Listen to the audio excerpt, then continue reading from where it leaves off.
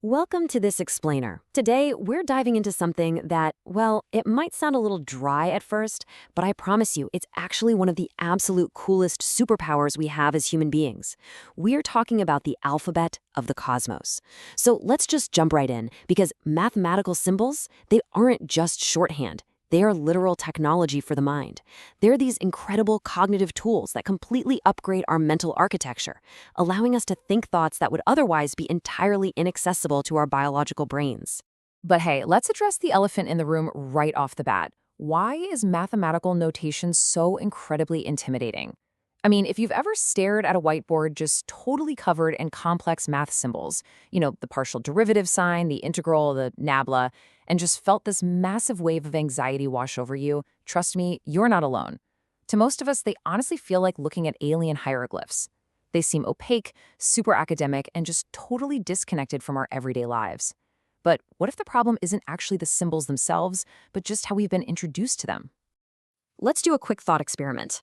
I want you to imagine you're a Roman accountant, and you're trying to multiply the Roman numerals MDCCXLI by VIII using an abacus. I mean, it would take you hours of sliding beads around, constantly risking a mistake. Now, compare that to an Arab merchant in the 12th century. Using Arabic numerals, that merchant can solve 1742 times 8 in under a minute. Here's the crazy part. Human intelligence didn't magically change. Our brain capacity didn't change. Literally, the only thing that changed was the notation. And this proves a massive point. By understanding and using the right mathematical symbols, you can understand and solve complex problems at an entirely higher level of reality. The right notation literally expands your brain's capacity. So, the real paradigm shift we need to make here is realizing that symbols are basically cognitive prosthetics. They act like exoskeletons for our cognition. Think about it. When you learn a complex mathematical concept and you tie it to a specific symbol, you're taking this vast, unwieldy idea and compressing it down into a single mental gesture. You're physically reorganizing your neural pathways so your finite brain can process a massive amount of information efficiently. You aren't just communicating better, you are literally amplifying what you are capable of thinking. Section 1, Stories Behind the Symbols, Humanizing the Math. Discovering the delightfully human history behind every single one of these symbols actually makes them infinitely easier to understand. It takes all that academic intimidation and replaces it with sheer human ingenuity. Let's start with arguably the humblest symbol of them all, the equal sign. Back in 1557, a mathematician named Robert Recorde was just incredibly tired of writing out the words is equal to over and over and over again in his equations. So he invented the equal sign. And why two parallel lines? Well, in his own words, it's because no two things can be more equal. That one simple compression turned tedious algebraic prose into a visual object you could actually manipulate. It let mathematicians start operating on both sides of an equation at the exact same time. Moving on to calculus, let's look at the symbol for the integral and see how this all builds. Gottfried Wilhelm Leibniz didn't just pick symbols out of a hat. He was engaging in deliberate cognitive engineering. He purposely designed the integral symbol as an elongated S.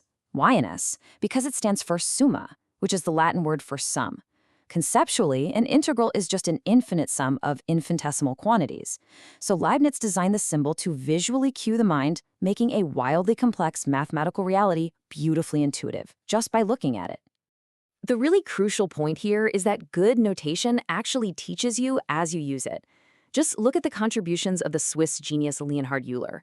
When he needed a way to represent the sum of a huge series of numbers, he quite naturally chose the Greek capital letter sigma, again, tying right back to that word summa. And then, when he needed a way to show that two things were not equal, he simply took Recorde's equal sign and drew a diagonal line right through it, exactly like a modern do not enter sign. He made mathematical logic beautifully, perfectly intuitive. Then there's Pierre Bouguer in 1734. He was searching for a way to write less than or equal to. Instead of writing out some clunky, long phrase every time, he elegantly smashed the inequality symbol and the equality symbol together into a single visual glyph. It's a compound image that gives you its meaning instantly.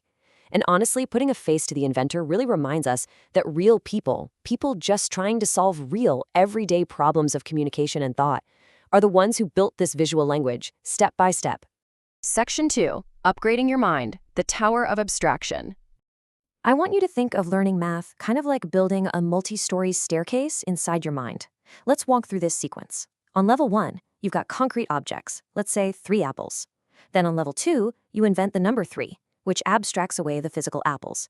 Move up to level 3, and you invent the variable x, which can represent literally any number.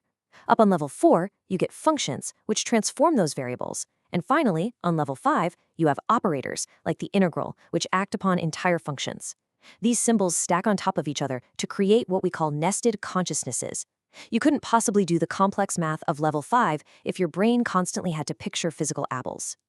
So the big takeaway here is actually pretty profound. When you finally grasp a complex symbol, you aren't just memorizing some arbitrary rule for a test.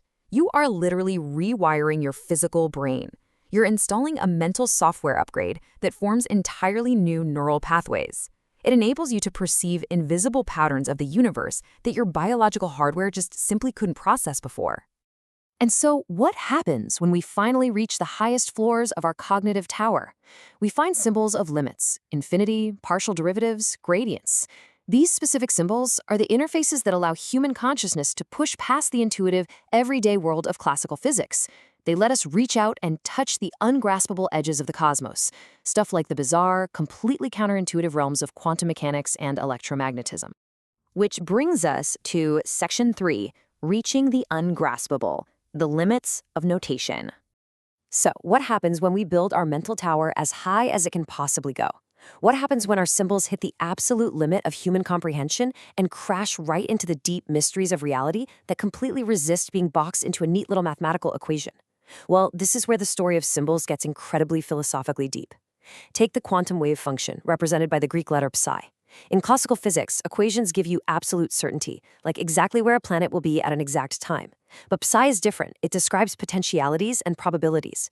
It essentially encodes its own limitations.